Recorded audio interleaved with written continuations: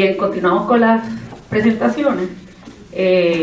Como ustedes vieron, el señor Boivin nos hizo reflexionar sobre la situación de la educación, especialmente la educación a distancia, las preferencias de los usuarios en términos de la educación y de la búsqueda de información, y del papel que pueden jugar las bibliotecas en este nuevo escenario. Ahora vamos a cambiar de tema. En el mundo de la organización de la información se debate actualmente la implantación de reglas de catalogación que puedan ajustarse a las necesidades de la información electrónica. Las RDA, o Resources Discovery and Access, constituyen el componente conceptual de esta nueva visión. Sin embargo, se necesita un modelo de codificación que sustituya el formato MARC. Este modelo está en camino.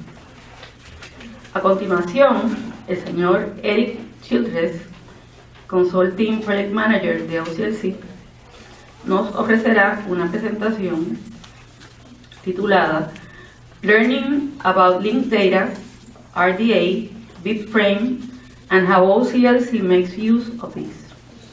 Con ustedes, el señor Childress.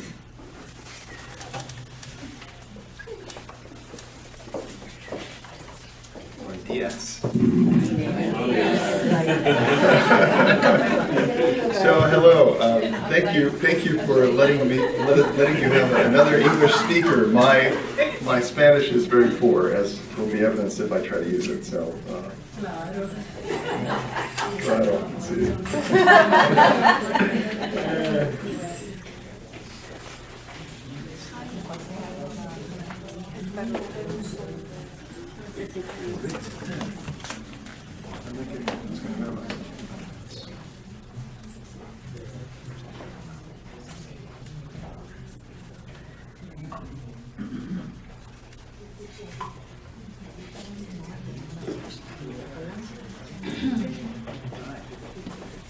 So thank you, Dr. Louisa, and everyone who's helped to organize this event. We're very grateful to be here. So thank you for having us, and to Dr. Maryland for her kind introduction, which I didn't entirely understand, but I'm sure it was excellent.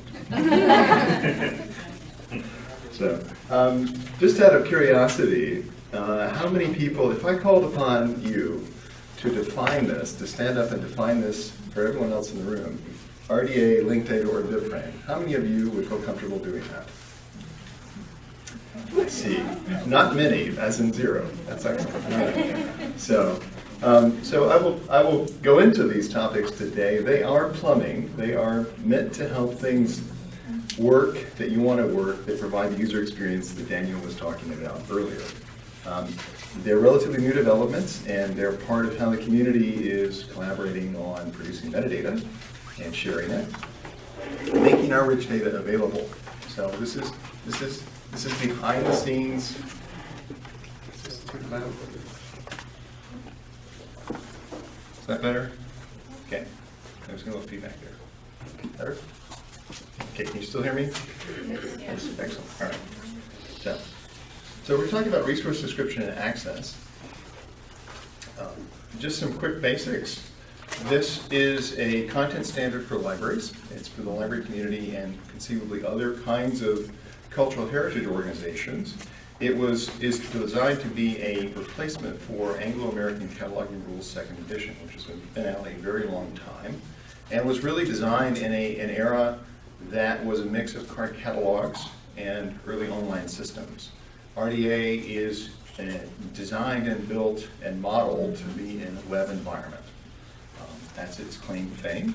And it also is much more unified about approaching all kinds of content and formats. Whereas if you recall, if you've used ACR2, there was a chapter for X kind of format and another chapter for another kind of format. RDA takes the view that content is content. And so if you want to bring forward an attribute about content, it should apply across all media. There are some specific media, specific rules in it, but it really tries to take a unified approach. It's stewarded by the Joint Steering Committee. This was the group that also produced ACR2 and was responsible for it.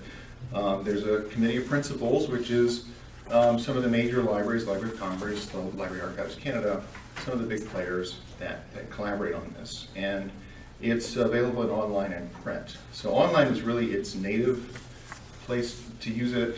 You can get a print edition, but it's not really, they really tried to make it natively online. So the online toolkit really is a better place to interact with it.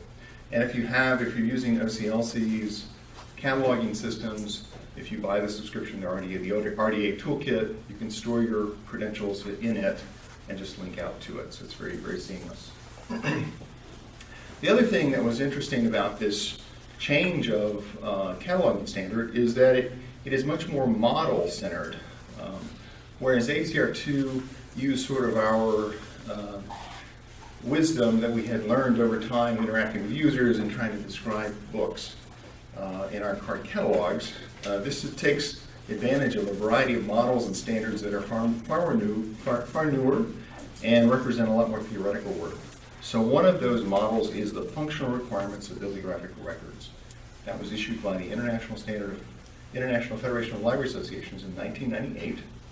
It actually has several components to it, but the most famous is the WEMI model, which is work, expression, manifestation, and item, which really tries to present a model of if you have Romeo and Juliet and you have its expressions, which might be translations or abridgments or annotated editions, that these are all distinct resources, and each of those can have manifestations. So an individual publisher might publish a particular edition of Romeo and Juliet, or maybe several publishers end up publishing essentially the same edition, and those become the manifestation level.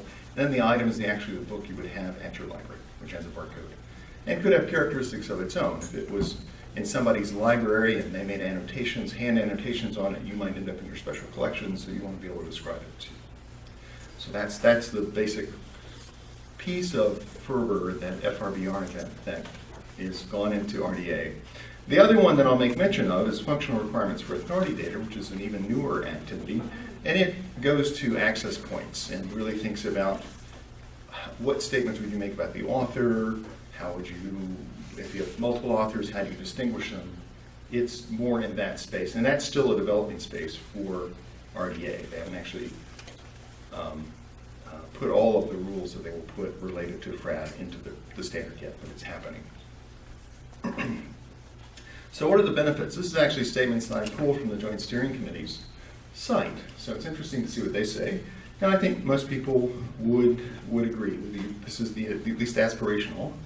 RDAs are structured based on the conceptual models that I just described, really designed to help catalog users find the information they need more easily. As we heard from Daniel, convenience is important, so that matters.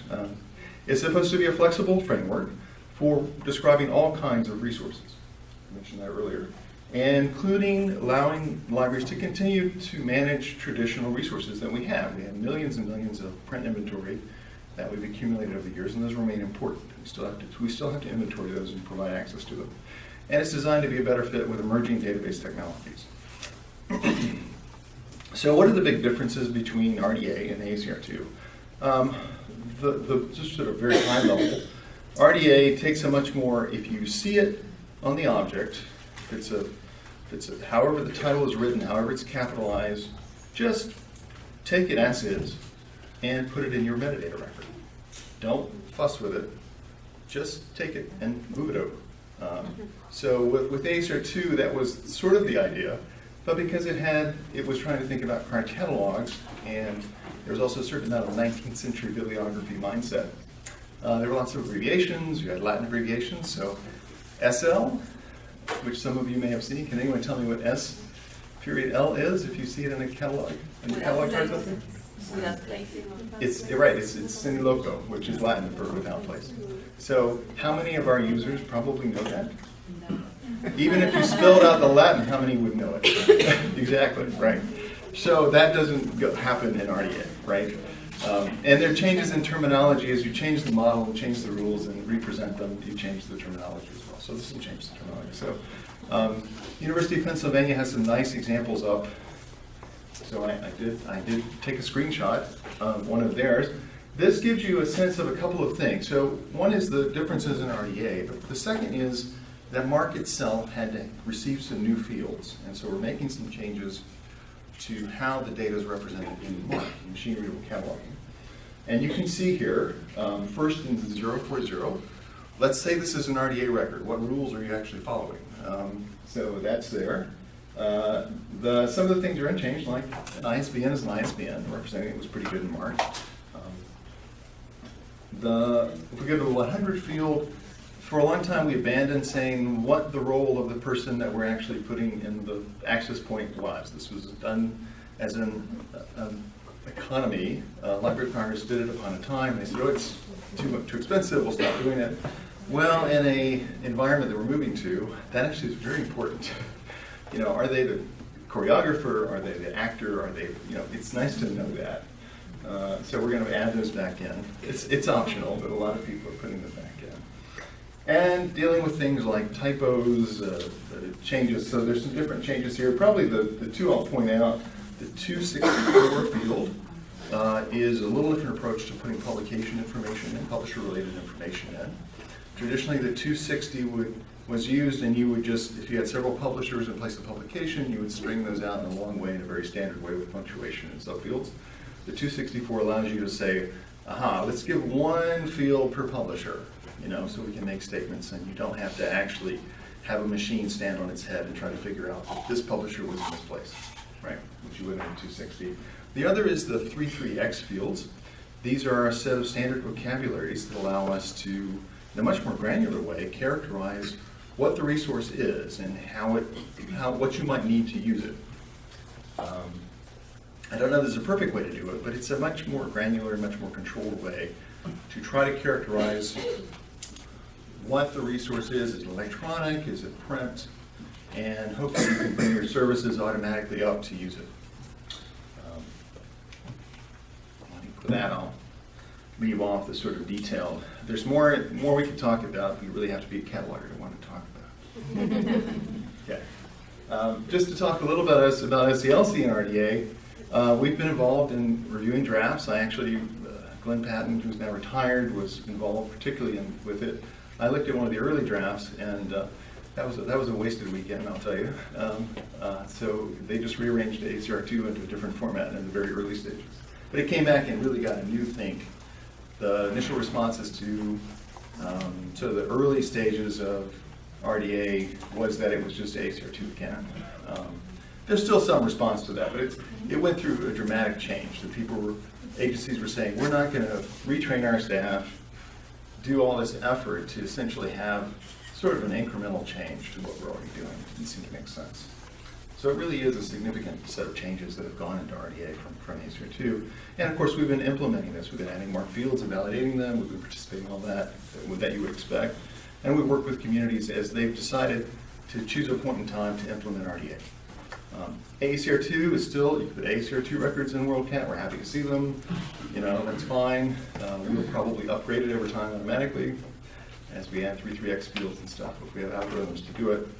But you can put ACR2 in for an indefinite period of time. We haven't set an end date on that. But you'll see a lot of RDA records now. They're done from the original statement as an RDA. There are a lot of excellent resources on the web. I'm not going to try to summarize all of them, just to point out the Library of Congress in particular has a nice site where you can find lots and lots of information and training information. And the online toolkit, if you get a subscription to that, actually has a fair amount of information inside it. Okay. And what's falling asleep or falling out of the chair? That's a good sign. Okay, linked data. This is what you're all anxiously waiting to hear about. It's really just, you know how you can put paper clips together? That's just what's happening on the web. Just lots of people putting, I'm just kidding. It's not, I don't know what it is. Actually, you occasionally see that graphic, but it's not actually what people are doing. So, what is linked data? Linked data is a phrase that has shown up in probably a variety of contexts, but really got its definition about around 2006 when Tim Berners-Lee, who many of you will know, is the father of the web. He was at CERN in Switzerland, and he invented this hyperlink system that became the HTTP, developed protocols, gave us the web in the early 90s. He's continued to be very interested in this space, and he elaborated in 2006 a design document. You're actually going to have the pleasure in the next slide of reading parts of it, and you'll be excited. But it's essentially a set of common practices that allow lots of parties to publish lots of data in ways that other parties can use, and that other parties can make connections, including unexpected connections. It really releases, in a very elementary way, bits of information that we have in complex objects. Place of birth, date of birth, authored this, sister to this person, that sort of neighbor to this person possibly, that sort of information that's floating out there in many parties, but not always connected. And there's lots of things that can arise that are good from that, maybe a few things that we don't want to arise from that, but it's a new way of creating a web of data where the data really is machine-friendly, and you can do all these finds and create these new connections. And you end up with new knowledge and a lot of additional value. So in the 2006 design document, Tim Berners-Lee put forward basically this is how you do it. So the first is to use URI. So URI stands for Uniform Resource Identifier. Most of us would know URLs. Uniform Resource Locator, that actually is a class of a URI. But in practice, you could make everywhere you see URI here, URL, because that's the identifier scheme people use. There are others. So you use the HTTP protocol that we're all accustomed to seeing, right? HTTP, www, right? That's a known operational scheme that lots of software can use, that browsers can use, that lots of parties know how to use and operate. And if you have an identifier, that says viop.org / and there's a number, then the machine can go ask viop.org for, can you confirm this number is valid? Or what can you tell me about this identifier? Is there a name? Is there a date? Do you have more information? And the response will really be up to the party that owns the identifier, but there's a set of standard responses that can come back. So that would be in the fourth item, the third item bullet there, about providing useful information. And the open standards that are favored are RDF. Now, RDF stands for Resource Description Framework. You're actually going to have the displeasure of seeing one. It's lots of angly brackets a little bit later in my slide deck. It's not very human-friendly, but it is very machine-friendly. It really is very concise, and machines get it when they look at the data presented in RDF. Say, I get it. I know what this means, this little fragment. I can go ask another computer questions about it. It's awesome. I can go validate it. Sparkle is a approach that can be used for interrogating essentially a database. So Sparkle is designed to let you, we're going to talk about triples in a moment, but triples are the short sentences that linked data creates. And you can create essentially a bucket of triples. You got lots of short sentences. Mary was born here. David authored this book. And you put them all in a bucket, and you've got a triple store. And Sparkle's designed to say, I can go into this triple store, and anything that's in there, any book name, any person name, any predicate, I can find. And then I can make interesting things. So I can say, okay, how many people named David, did this? So it's a very powerful way to search into a triple store. And then refer to things using their HTTP URI-based name. So if we have Wikipedia has a URL for something that's important, Puerto Rico maybe, if everybody uses that identifier to reference Puerto Rico, then machines get it. They can say, oh, you're talking about Puerto Rico. It doesn't really matter what English, Spanish, Latin, Chinese characters you're using. As long as you got that identifier, it says, aha, I know what you're talking about. So that's when it's important to use those identifiers. Nobody's falling out of the chair yet. Hey, this is good. Okay, so this is a triple. It's very simple. It's a very simple sentence. It has a subject, a predicate, and an object. The subject can be a URI, so a URL, or it can be a blank node. Now, blank node is a strange phrase, but essentially it's a bubble with nothing in it.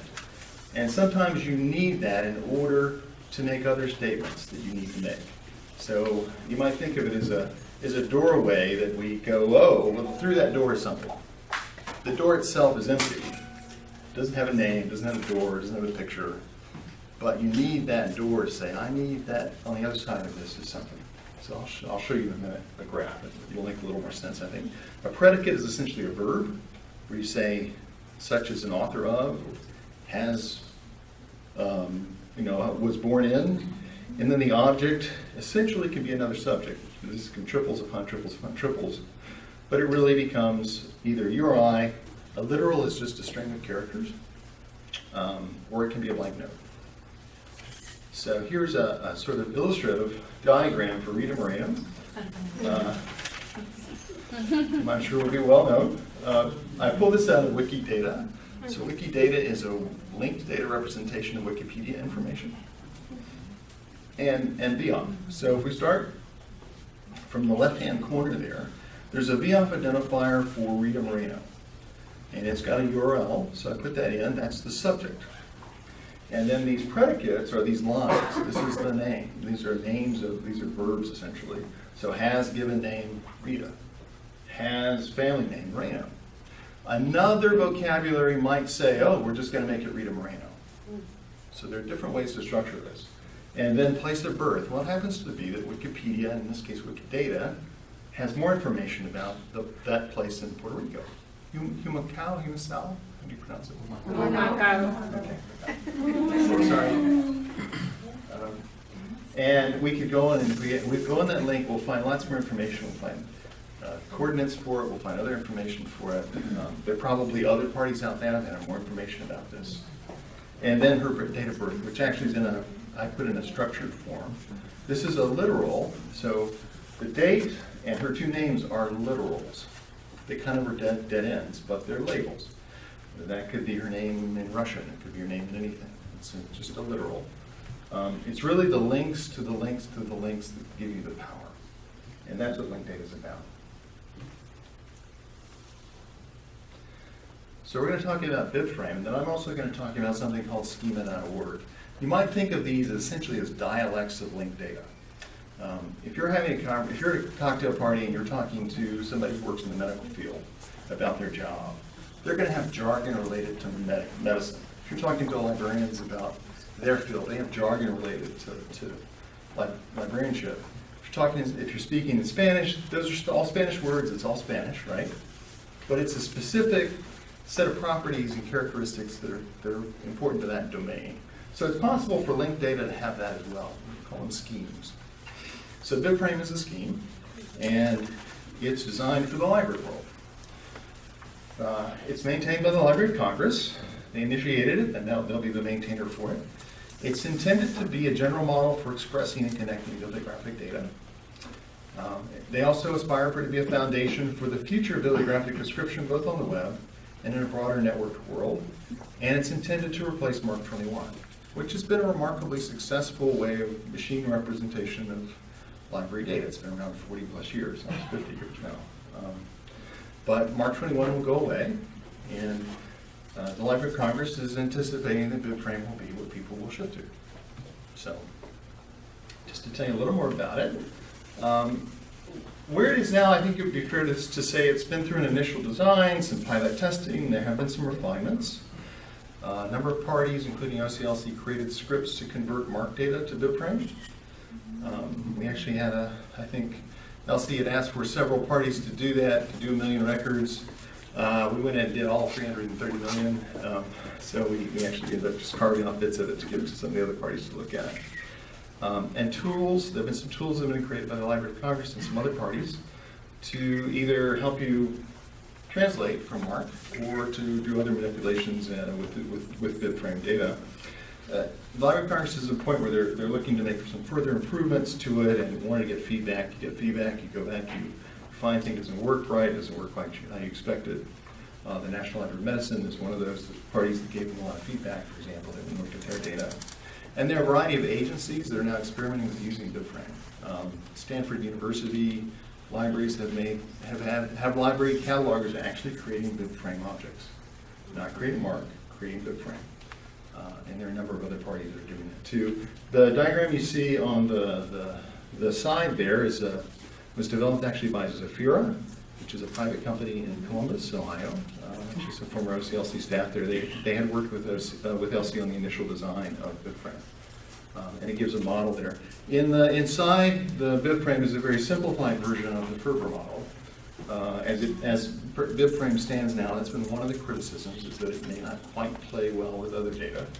And there's several things that have been brought out about it. And like Mark was in its early stages, you listen, you learn, you improve, and you refine, right? You have real world cases. So I did promise you that you would see some RDF, which even the people in the front row probably can't see. Essentially, it's a lot of angly brackets that computers love, and it has in this case, it doesn't have a lot of URLs, but if we looked further down the BibFrame resource here, you would actually see more identifiers for the web. And it tries to tell you about Oliver Twist. This is actually Charles Dickens' Oliver Twist record that was done. It's just done as an example.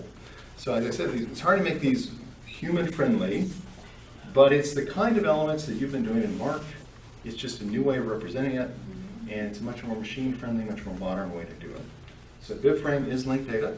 It uses a particular worldview of linked data, because there's a model there for BibFrame, and there's a vocabulary for BibFrame that it uses and expresses. You can mix and match things from different schemes together. OCLC is actually doing that in our linked data. Sometimes it's tricky to mix and match because of the models. So I mentioned earlier the Rita Moreno. If you have one party that says, aha, her name is first name, last name, all in one label, one identifier, and you have another party who says, no, I'm going to have her first name, I'm going to have her middle name, and her last name are going to be different. Mixing those up is not always. So you end up with those kinds of issues, but they're resolvable. There have been some reports put out. I won't dwell on these, but we've done some work at OCLC really looking at BibFrame and thinking about how we'd like to represent linked data. And actually, we did a joint paper with LC earlier this year. Schema.org. You might think of this as sort of BibFrame for everybody, I suppose, or maybe not. This is linked data. It's a markup scheme that's been developed as a collaboration of several major search engines. Bing, Google, and Yahoo were the initial partners. Then Yandex, the Russian search engine, also became involved with it. They support this. If you put your data out in schema.org, it's easy for their tools to understand it. There are some benefits to that. It is possible to do extensions to it, and in fact, a number of communities have proposed extensions, and some of those extensions have been adopted by the schema.org. I don't know if they have a name for steering group, but it's by the folks who are in charge of schema.org. It's actually enjoyed pretty rapid adoption, depending on who you ask. Somewhere around 20 to 40% of pages now have schema.org on them. It seems to be who's run what statistic over what set pages, but somewhere probably between, I think I've seen 15 to 20% is a conservative, and as high as 30 to 40% is an optimistic estimate. So what do you get? Well, the immediate thing you get right now is Google recognizes your schema.org markup, and when it presents you in the search results, it gives you a better listing. So that's a very simple, I do A, I get B kind of value to it. So IMDb, Internet Movie Database, which I think most people will know, their listings are enhanced by having schema.org. So if they put schema.org in there, Google comes along, sees their pages, and says, oh, I see schema.org. I'm going to store that in my server. When I serve up this listing for you, I'm going to have some enhancements to it. So it's got the stars rating system, for example. So you get some enhancements. It's very likely that schema.org is probably influencing Google in other ways. As you can imagine, the search engines don't like to disclose exactly what they're doing with the data, because then people will game the system, so it's sometimes hard to get details out of them. But we're pretty confident they are using a lot of linked data if they can find it, and in particular, they do like schema.org because they have tools that are natively ready to use it. So the knowledge card you see on the side there for the movie probably is using linked data. We're not absolutely certain. We do know it's using a lot of Wikipedia data. But as they're growing this and making these richer, it sure looks like they may be using data from sources where the data is expressed as linked data. like I said, I don't know they confirmed that publicly, but that's our suspicion. I mentioned earlier that it's possible to do extensions. This is a bit of a process, and it's a relatively new scheme, so it's taken a while for the mechanisms to come together. But Richard Wallace at OCLC, formerly of OCLC, but he was at OCLC when he was doing this work, he's now a consultant to Google, actually has helped to steer a library group that's operating under the World Wide Web Consortium. They proposed a number of enhancements that seem to be missing from schema.org. There are some places where it didn't seem to have the kind of detail we would like to have. And those have been accepted. Some of those were installed and really are released in 2014, so those are actually part of schema.org. There's an archives group also working on this. Extensions for archives. This is good. Okay, why should libraries care? Anybody want to tell me?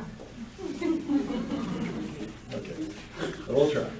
So, one is, it's nice to have Daniel's earlier report about the tipping point. If you're not where your users are, why open the doors in the morning? They're not going to find you. You've got to be found on the web. And increasingly that means putting your data in ways that are very friendly for the web, very friendly for parties that are operating with the web of data. That means linked data. It gives a chance for you to connect your users to the unique content. Every library, just about every library has something that's really valuable that only they have. So if they can put out their rare books or whatever it is they have and link data, that becomes really valuable. If you make the content itself openly accessible, that's even more valuable. In terms of web exposure, we're seeing parties that, like Google and others, that want to aggregate data from many sources. They've been doing this for years. Their traditional method was to go scrape the web page, pull it back to their servers, do secret sauce things with it, give you a search result, right? So one of the things that Google has been traditionally resistant to using structured data.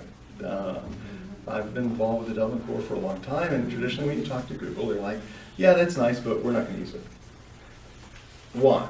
Well, their big answer was, we don't think we can trust it.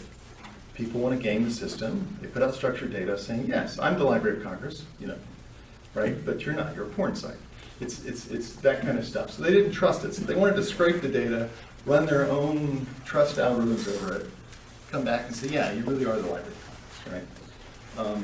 But now what they're experiencing is, when you look at a website, there's not a nice HTML page. It's all these JavaScripts and everything. They're just creating data on the fly. It's hard for them to harvest something useful and go back and process it. Take it back to their room, run their. So that's part of their motivation. The other is linked data is really where people are going.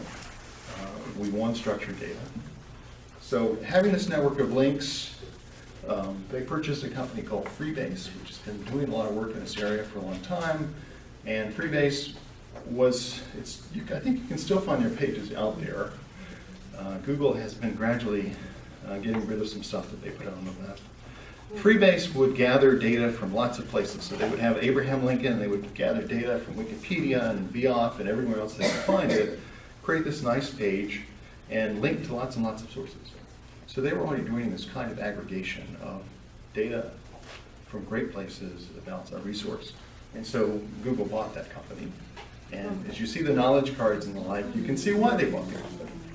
Because it was already being done. I'm sure they could do it themselves, but why not buy people who've already done it, right? Just speaking for OCLC, when we released WorldCat.org in schema.org format, we saw our visitors rise. Now, WorldCat.org records are not always the first hit on the page. It's Amazon or something else, if you've got a pocket of something like Harry Potter. But if you think about 330 million records for things that really probably only are in libraries, sometimes it is the number one hit or it's the number two hit. So when we put the link data out, it seemed to really pick up traffic. It was very interesting to see. It did seem to help the search engine results. We put it out, as I said, in schema.org. We put it out in that format that Google likes. And it seemed to really juice our presence in the web. It's always a battle, though, because they always change the rules. Once you think you figure them out, they'll change them. So thinking about cataloging, this is a little bit a space to be defined, but what we're anticipating is having links to authoritative data, which we've always tried to do. So we've had preferred forms of name, and we have authority files, for example. We've had vocabularies like the Library of Congress subject headings. If you use the correct string of characters, right, and you mark it up correctly in MARC, it should be authoritative. But now if you actually have an identifier that you could go back and validate, or if you operate really with the identifier as you move your data among many parties, it becomes much easier to validate it, because you could go back and ask the original source. You could ask LC, I have this string of characters, it claims to be the preferred form of name for this Library of Congress subject heading. Can you confirm that?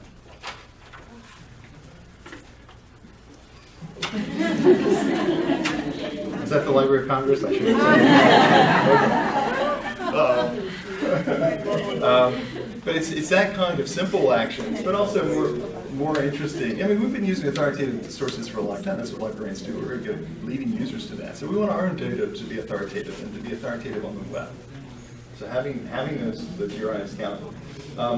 Point-and-click cataloging is this idea that maybe the machines will get smart enough when you're cataloging something to guess at the top 2 or 3 people who are likely to be that author based on the things you put in the record. And we get smarter because we've got the linked data. We can sort of do what Google's doing and say, hey, here's the Juan Lopez. You've got a musical score, and I've got a Juan Lopez who usually publishes musical scores as opposed to the one who usually does biological textbooks. I bet you want this guy, and give you some choices. And entities, I'm going to talk about a little bit more. We'll see how much. I don't have much time. I want to give Edwar his chance to speak to you as well. Entities are this idea that you want things, not strings. So, I am not my homepage, right? I'm a person who lives in the real world. There are representations of me or information about me on the web, but I am not those things.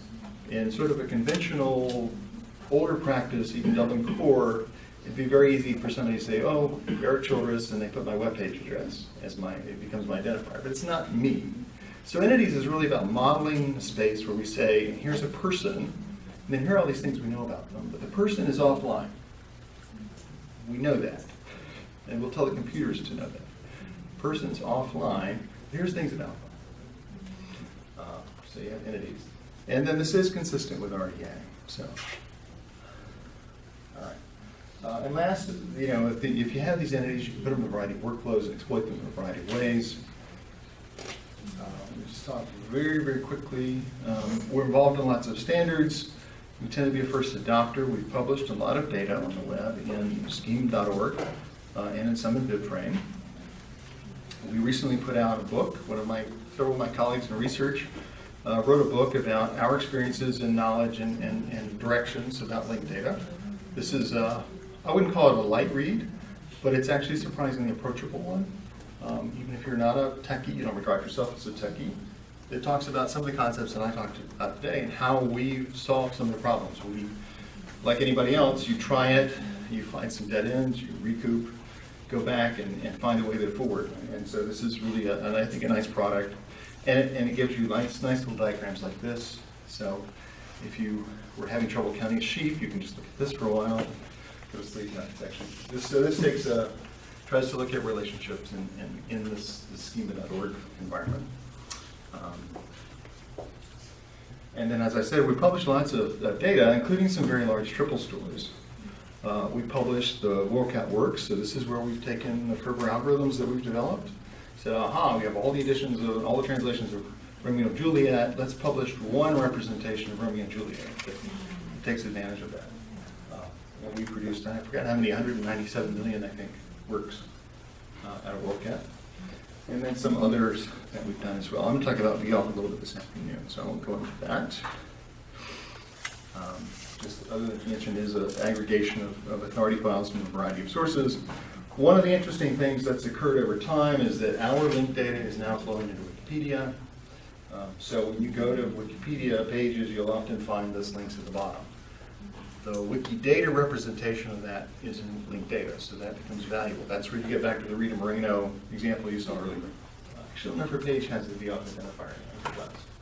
There are other parties out there. I know it's hard to see from the back, but on the bottom one, you'll see that Library of Congress has put its data up, the German National Library has put its data up, the French National Library has put its data up. So there are lots of players in this space, in the library space. And I'll just talk really briefly. We have a Linked Data Explorer. If you go to worldcat.org and you go down a page, you'll see at the bottom it says Linked Data. If you expand that, you'll actually see sort of a machine or a human visualization of linked data. Not all the angry brackets, but almost like that. And if you want to click on one of those, you can go out to our Linked Data Explorer where you can really look at it in depth. The big thing that we're up to is looking at building linked data for a lot of entities using WorldCat and VOF as our primary sources. And we're going to concentrate on people and works. And whenever you do this, you uncover things that you need to do before you do the next thing. So one of the things we discovered was that translations are not easy to figure out their translations. So we had to do some work on trying to say, how do you ask smart data about translations? We have all these, they look like independent works, but they're not. They're actually translations, there are relationships there. Traditional cataloging hasn't always nicely expressed that. And we're also working at producing essentially kind of knowledge cards. This is actually from our Entity.js project. And we've amalgamated data. This is a live actual prototype with a small amount of information under it. And we pulled in Wikipedia and other places too. You know, again, is this something that the library community would want to produce? We have a lot of data, a lot of expertise, and a lot of authoritative data. You know, can we do Google better than Google? I don't know.